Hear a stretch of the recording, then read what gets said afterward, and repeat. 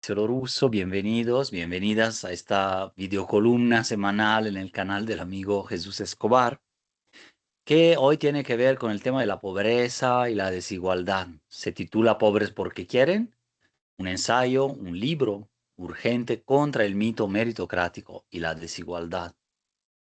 Y empieza con una cita que es de cada cual según sus capacidades y a cada cual según sus necesidades.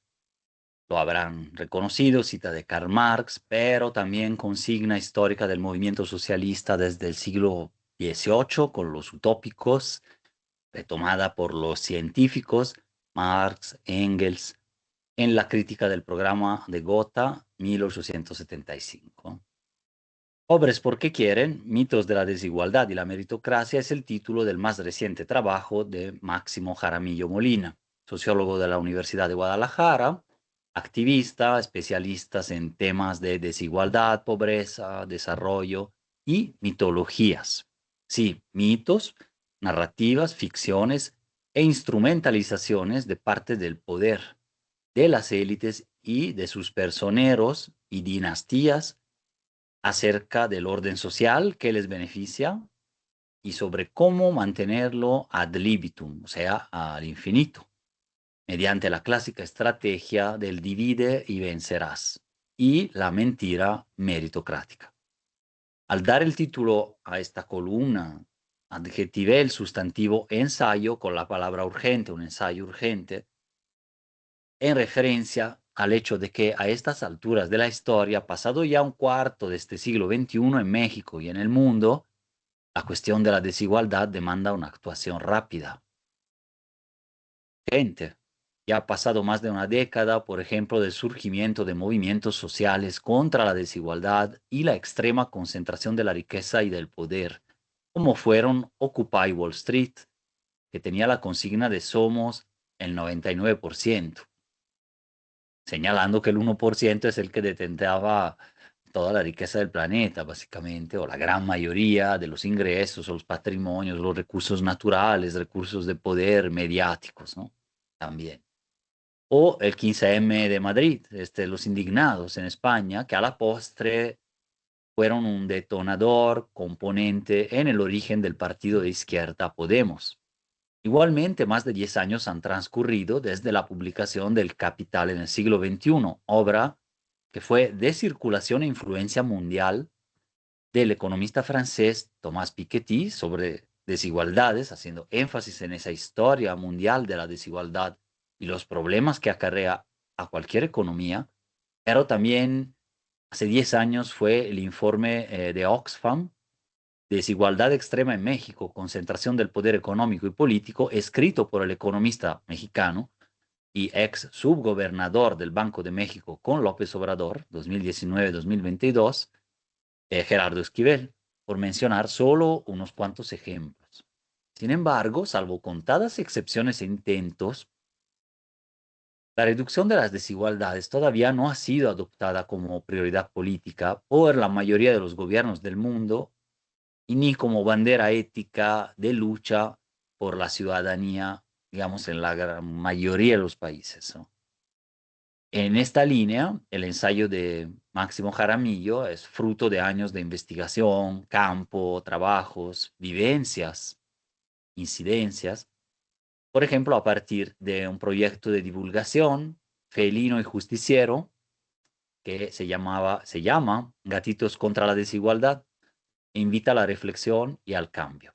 Esta iniciativa, a través de memes y gatos inteligentes, pero junto con el propio libro, que contiene argumentos y datos rigurosos, sólidos, contundentes, científicos, pues, desde varias trincheras de las redes, de la academia, realizan una labor, digamos así, de deconstrucción, de debunking, dicen en inglés, de desenmascaramiento de las narrativas que legitiman la llamada meritocracia, la desigualdad, las reproducen en la economía, en lo social, con todo tipo de artimañas y argumentos falaces, como el de que quien es pobre lo es porque quiere, ¿no?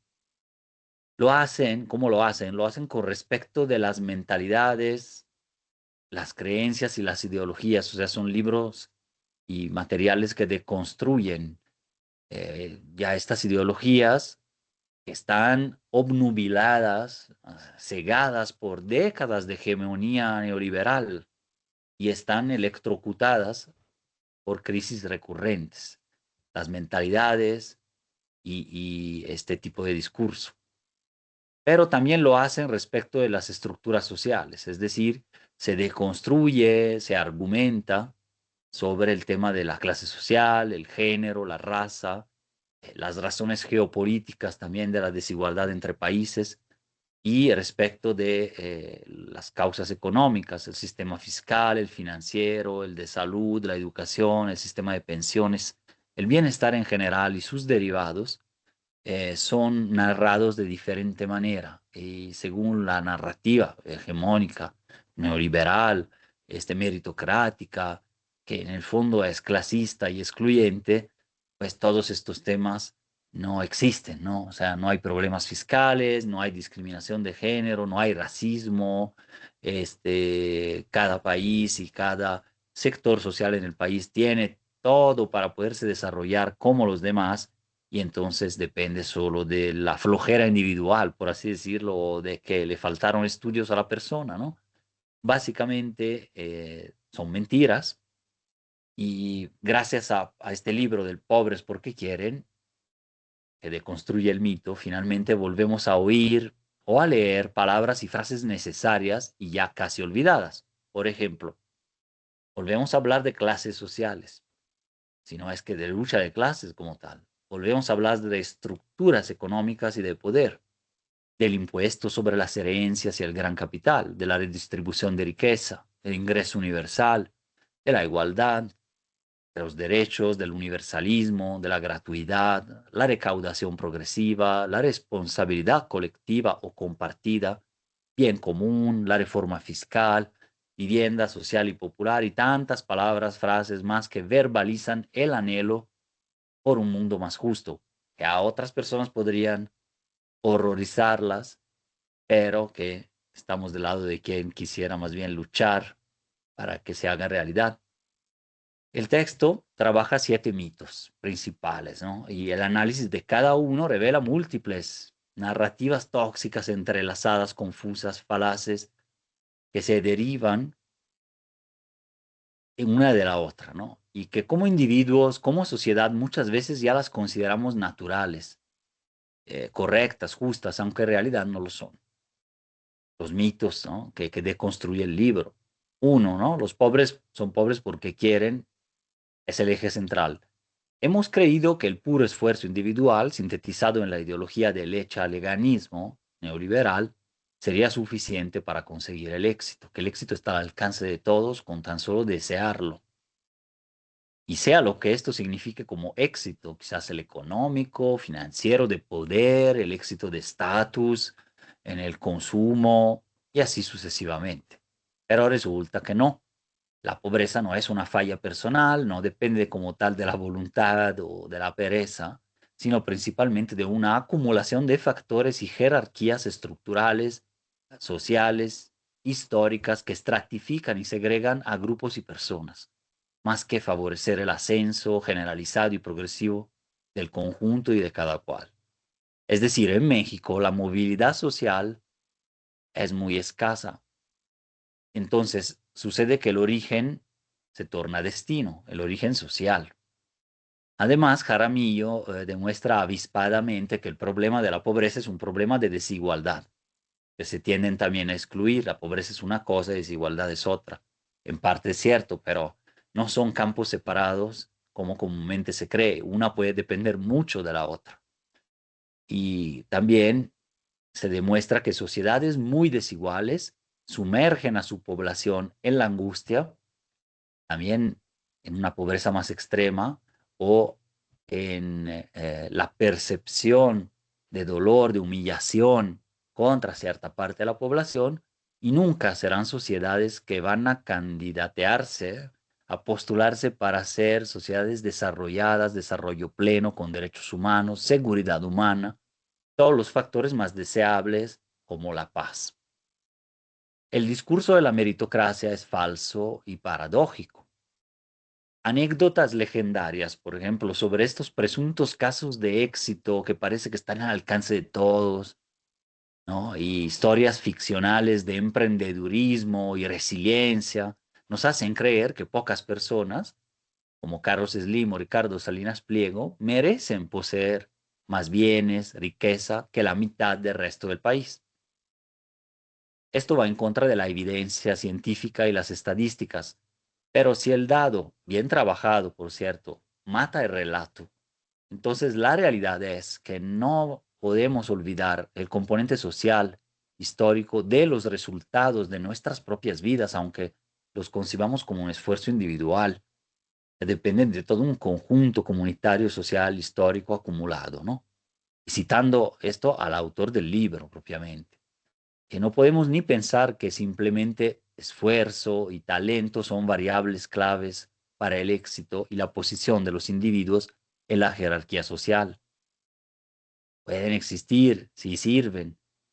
Sin embargo, mucho más lo determina en México, sobre todo, en países desiguales y sin ascenso social, la posición en que se nace, ¿no? El mito 2 nos cuenta que cualquiera puede ser millonario y bueno, pues tampoco es cierto. La valoración de lo que constituye el talento, además, es social, coyuntural, histórica, dictada por una serie de percepciones e imposiciones dirigidas por medios de comunicación y élites político-económicas que en las democracias liberales se han sustituido a las aristocracias de antaño, aunque siguen justificando sus privilegios y riquezas insultantes con retóricas, excusas que encubren en muchos casos la ilegitimidad de lo acumulado generación tras generación.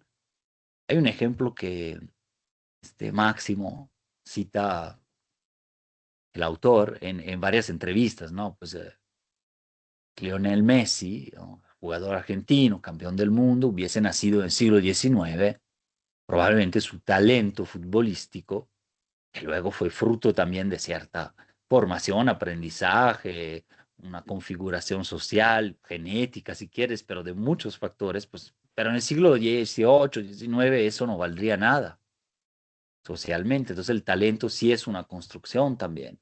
El tercer mito dice que el problema, cito, no es el patriarcado ni el racismo, sino el clasismo. Y este es un mito. Vamos, dice, en México no hay racismo, solo clasismo, eventualmente. Pero somos un pueblo solidario con los indígenas y mestizo, que también es otro mito. Esto se traduce en la sistemática negación de que en el país existen el racismo y el patriarcado, es decir, un sistema de dominación, dos sistemas, sobre grupos sociales, étnicos o géneros, construidos o inventados como inferiores o atrasados, y también una discriminación del género femenino como tal, que desemboca en actos machistas y en una estructura social tal determinada, ¿no? Bueno, en cambio, sabemos, nacer mujer, morena e indígena, entre hombres blancos, que también es el título de un párrafo del propio libro, sí hace la diferencia y mucho, no por cuestiones de clase o económicas, sino por estructuras enraizadas que perpetran desigualdades interseccionales, se le dice, o sea, que se superponen. Ser mujer, el género, ¿no? Ser a lo mejor afrodescendiente, eh, y a lo mejor con otras características de diversidad, ¿no? Preferencias sexuales o discapacidades, etcétera, se superponen para reforzar desigualdades que de por sí existen, ¿no? Solo por el propio género, por ejemplo. El cuarto mito que dice, nos cuenta que la educación te va a sacar de pobre, que más educación implicará más riqueza, así, consecuencial. Pero otra vez, se reproduce en ciertos lugares comunes con base en supuestos parciales, o sea, son hipótesis pero sesgadas sobre la igualdad de oportunidades que todos tendríamos y la formación de capacidades, ¿no? Si bien, desde luego, la educación es un factor muy importante, puede contribuir, hay que hacer hincapié, sin embargo, en la igualdad de resultados y el fomento a la concreción de estas capacidades sin discriminaciones ni bloqueos sociales, culturales y económicos como los que tenemos. Entonces hacen bastante utópico hablar de igualdad de oportunidades y de formación de capacidades si no le agregamos que debe de haber un resultado en igualdad efectivo entre grupos sociales, géneros, etcétera. Lo anterior exige una política pública integral que vaya más allá del necesario apoyo financiero y que vaya, reme en contra de las desigualdades de acceso, permanencia y calidad, hasta regional, y para ciertas personas también hay centros educativos mejores o no, públicos y privados. Entonces, al crear condiciones menos desiguales también en esto y en la calidad del sistema educativo público y gratuito en todos sus niveles, bueno, ahí sí, si no hay esto, que es lo que falta todavía, este sistema acaba siendo elitista. Evalúa básicamente capacidades, además, para poder progresar y llegar a la universidad, al posgrado, etcétera, se evalúan capacidades que de por sí contienen cierto tipo de conocimientos, competencias que refuerzan las discriminaciones. Proceden de un sistema de evaluación también basado justo en decisiones tomadas históricamente por las mismas élites, que deciden quién pasa o no, o según qué criterios y competencias se valoran en el sistema escolar, que además de por sí es excluyente, incluyendo la universidad pública, lamentablemente, en la actualidad, la UNAM y muchas, todas las otras, finalmente siguen becando, teniendo, digamos, matrículas que provienen de un porcentaje pequeño de la población, que claro, no es el mismo sector social probablemente que las universidades privadas de las más caras, y sin embargo constituyen todavía una minoría de minorías dentro del universo enorme todavía de los jóvenes y las jóvenes en México. Vamos al 5, que es el mito que afirma que los jóvenes prefieren no tener viviendas propias. eh, y aquí está otro libro que hay que buscarlo, ¿no? También El país sin techo, se llama. No tienen viviendas propias porque ya cambiaron sus valores. O sea, ya no quieren, ¿no? También. Está sin techo porque quieren, ¿no? O bien, son más irresponsables que antes, las nuevas generaciones, ¿no? Siempre dicen que no tienen valores y que son más irresponsables. Son falsedades en realidad, como tal, ¿no? Y prefieren gastarse la plata en cafecitos nice y viajes al exterior. Son otras mitologías. En cambio, el despojo al trabajo, o sea, esta es la realidad, ¿no? El bajo salario, condiciones laborales precarias, eh, otras formas de violencias que bien conocemos en la sociedad mexicana, no solo, la gentrificación, la falta de una política de vivienda social, la especulación inmobiliaria, ¿no? El cártel inmobiliario, Ciudad de México, ¿no? Un gran ejemplo, pero casi todas las ciudades tienen su pequeño cártel inmobiliario, ¿no? El encarecimiento de las rentas y del valor inflado de las casas en los centros urbanos, ¿no? El exceso de construcción que trata de valorizar este cierto tipo de vivienda que sería popular, pero ya no es popular por eso. El descontrol incluso de plataformas, Airbnb, entre otras, pintan un cuadro mucho más dramático y complejo, sistémico, contra el cual la buena voluntad y el esfuerzo individual pueden hacer muy poco. Este mito me recuerda también de cerca, ¿no? Los discursos también falaces sobre los mal llamados ninis, que según la visión hegemónica serían jóvenes que no trabajan ni estudian porque no quieren, que son flojos. Así que deciden no salir de su casa, no construir o comprar una propia y no hacer familia y quedarse con los papás. Nada más que esto es un estigma injusto. Eh, y entonces, para la generalidad y totalidad de las personas jóvenes, es claro que no vale. Y muchos no pueden conseguir empleo bien remunerado, simplemente así, o digno, y no acceden a la universidad o a la prepa.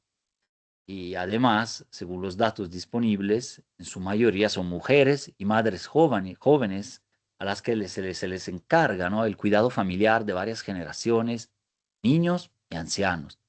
La mayoría de los ninis son las ninis, y claro, no hay que usar ese término porque no es propiamente por voluntad propia, sino por todo un sistema que también les encarga el cuidado a las mujeres jóvenes, incluso dentro de la repartición, digamos, división del trabajo familiar. Eh, el mito 6 se encarga de estigmatizar a quienes son beneficiarios de algún programa social, es decir, a la mayoría de la población realmente, especialmente a los más vulnerables.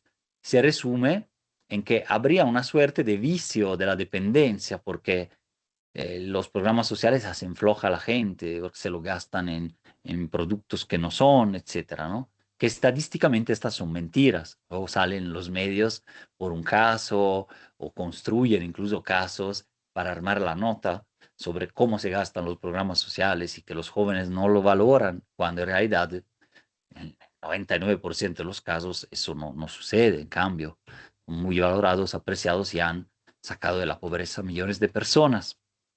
Y eso lo reitera, por ejemplo, con sus verborreas, groserías, racismos, clasismos, el expresidente Vicente Fox, ¿no?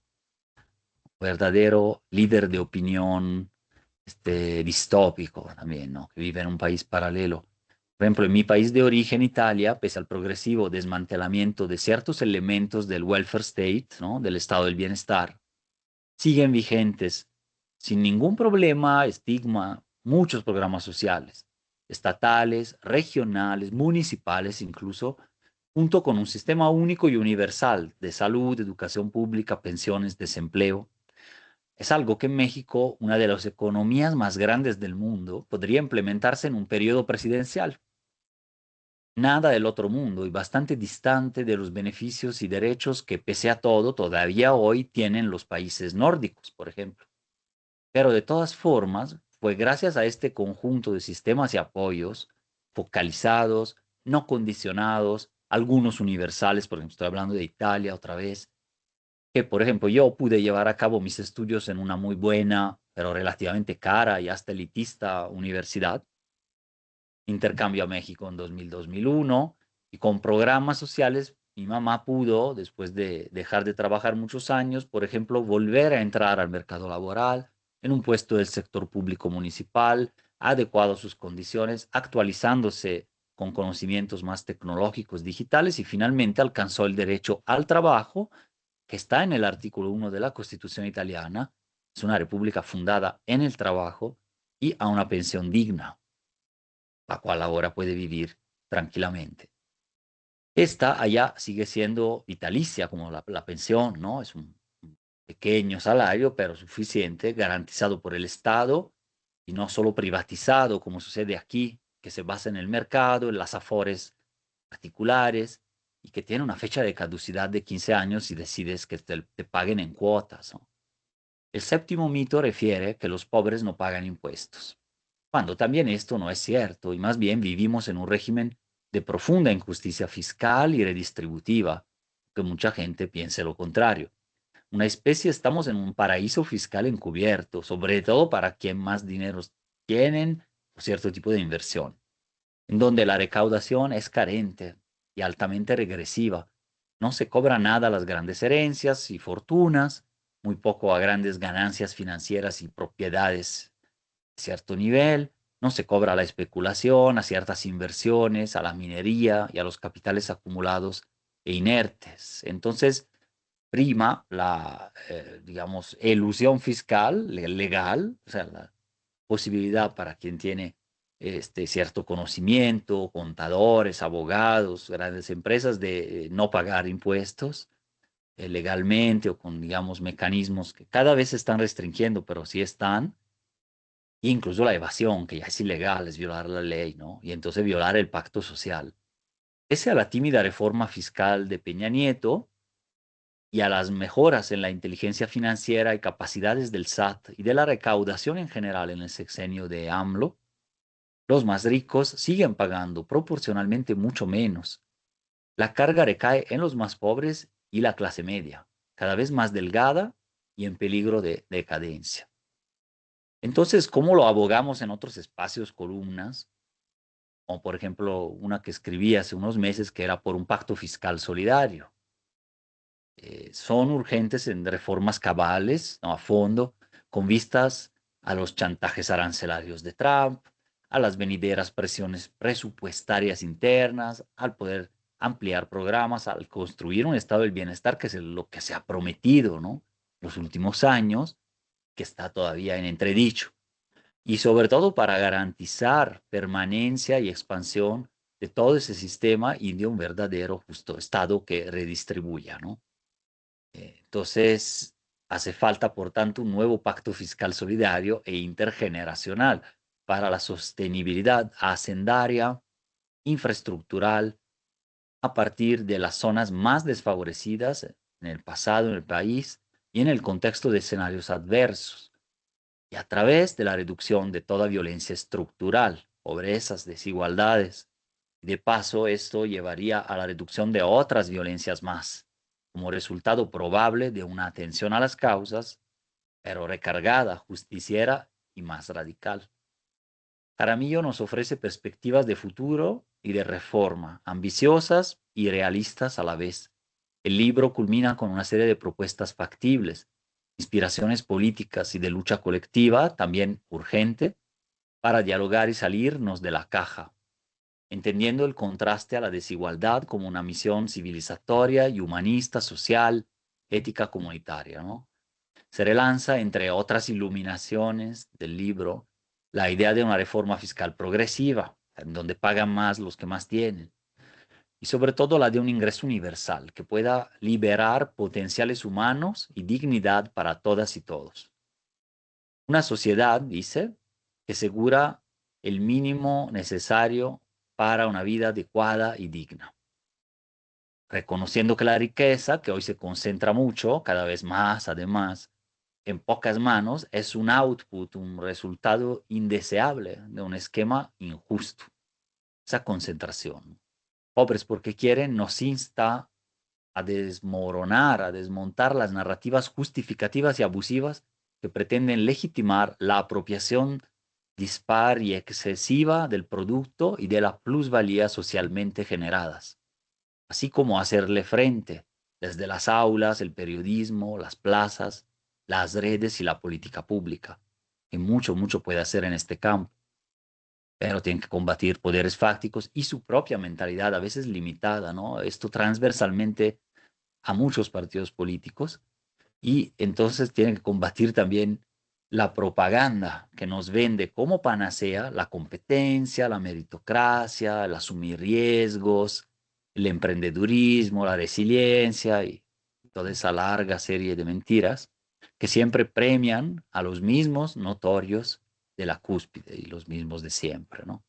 Muchísimas gracias por escuchar. Nos vemos en la siguiente. Un abrazo.